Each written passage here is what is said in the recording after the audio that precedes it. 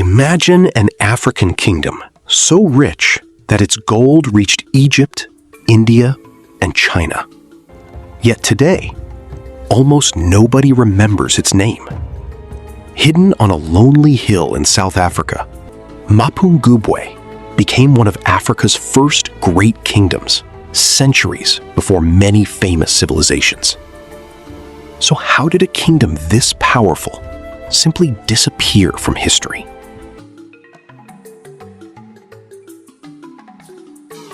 More than 800 years ago, while much of the world knew little about Southern Africa, a remarkable kingdom was quietly rising above the surrounding plains. Perched on a sandstone hill overlooking the Limpopo River Valley, Mapungubwe became the heart of one of Africa's earliest great civilizations. Its location was no accident. The fertile land provided food, nearby rivers supported life, and long-distance trade routes connected the kingdom with distant lands. Merchants carried gold, ivory, animal skins, and other valuable goods across Africa and beyond, bringing wealth that transformed this isolated hill into the center of a thriving kingdom. But Mapungubwe was far more than a wealthy trading settlement.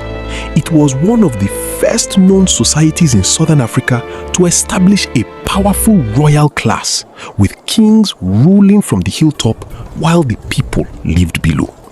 This new system of leadership would influence kingdoms that followed for centuries. At its height, Mapungubwe stood as a symbol of innovation, power, and prosperity. Yet today, only silent stone ruins remain, leaving behind questions that historians are still trying to answer. Life in Mapungubwe followed a carefully organized order. While the king and royal family lived on the summit of the hill, ordinary families built their homes below, creating a busy community that worked together every day. Farmers cultivated crops along the fertile river valley, while herders cared for cattle, a symbol of both wealth and status. Skilled craftsmen shaped pottery, carved ivory, and produced beautiful gold ornaments that reflected the kingdom's growing prosperity. As trade expanded, merchants arrived from distant regions, carrying beads, cloth, and other valuable goods. In return, Mapungubwe exported gold and ivory, connecting this African kingdom to a wider trading world. From sunrise until nightfall, the kingdom was alive with farming, trading, craftsmanship, and royal authority, making Mapungubwe one of the most advanced societies in southern Africa. Among all the treasures discovered at Mapungubwe, one object has become the symbol of the entire kingdom: a small golden rhinoceros. Carefully crafted from thin sheets of gold wrapped around a carved wooden core, it revealed the extraordinary skill of the kingdom's craftsmen. The golden rhinoceros was never meant for ordinary people. It was likely created for the royal family and represented power, leadership, and prosperity. Alongside it, archaeologists uncovered golden bowls, beads, scepters, and other precious objects buried with the kingdom's elite. These discoveries completely changed the world's understanding of African history. They proved that centuries before European explorers arrived, sophisticated African kingdoms were already mastering art, trade, leadership, and craftsmanship on their own. Today, the golden rhinoceros remains one of Africa's greatest archaeological treasures. For generations, Mapungubwe flourished because the land provided everything its people needed. The Limpopo River supplied water, fertile soil supported farming, and healthy grasslands sustained thousands of cattle. But nature can be unpredictable. Around the late 13th century, the climate began to change. Rainfall became less reliable, Rivers shrank during long dry seasons, and fertile fields gradually lost their productivity. Harvests became smaller, while feeding large herds of cattle grew increasingly difficult. As food became scarce, the kingdom's strength slowly weakened. A civilization that had once controlled regional trade now faced a challenge that wealth alone could not overcome. Mapungubwe's decline did not happen in a single year. As drought placed increasing pressure on the kingdom, another powerful civilization was beginning to emerge farther north.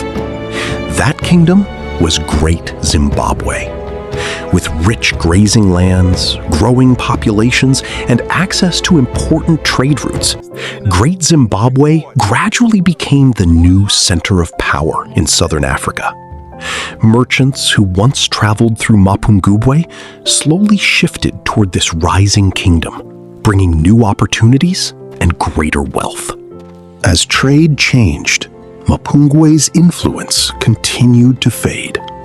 Families left in search of better farmland, while the royal hill became quieter than ever before. Within a few generations, the once powerful kingdom that had amazed the ancient world had been abandoned, leaving only stone ruins overlooking the silent valley below. For hundreds of years, Mapungubwe faded into silence. The royal hill stood abandoned as nature slowly reclaimed what had once been one of southern Africa's greatest kingdoms. Then, in the 20th century, everything changed. Archaeologists began carefully exploring the ancient hill and uncovered evidence that stunned historians.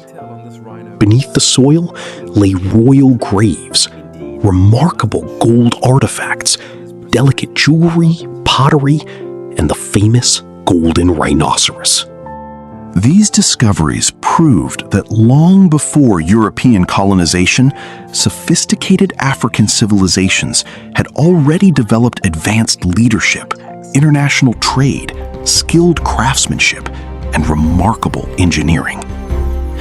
Mapungubwe was no longer a forgotten legend. It had become one of Africa's greatest archaeological treasures.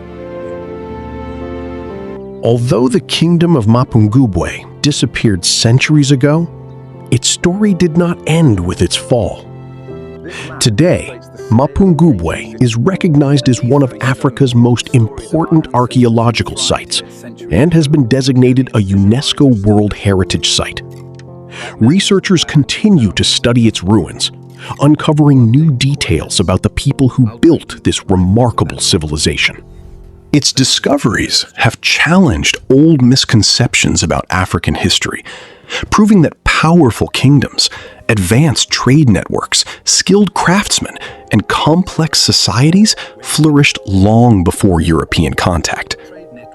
For many Africans, Mapungubwe is more than an archaeological site. It is a symbol of innovation, resilience, and a reminder that Africa's history is far richer than many people once believed. Mapungubwe reminds us that history is not only written by the civilizations that survived, but also by those that were forgotten. For centuries, this remarkable African kingdom lay hidden beneath the soil, its achievements buried beneath silence, while the world looked elsewhere. Yet its ruins, its gold, and its people tell a very different story, one of innovation, leadership, and a civilization that helped shape southern Africa long before it appeared in history books. Today, anyone standing on Mapungubwe Hill is not simply looking at ancient stones. They are standing where kings ruled, merchants traded, craftsmen created masterpieces, and one of Africa's greatest kingdoms once flourished. Some civilizations disappear, but their legacy never truly dies. This is Inside Our World.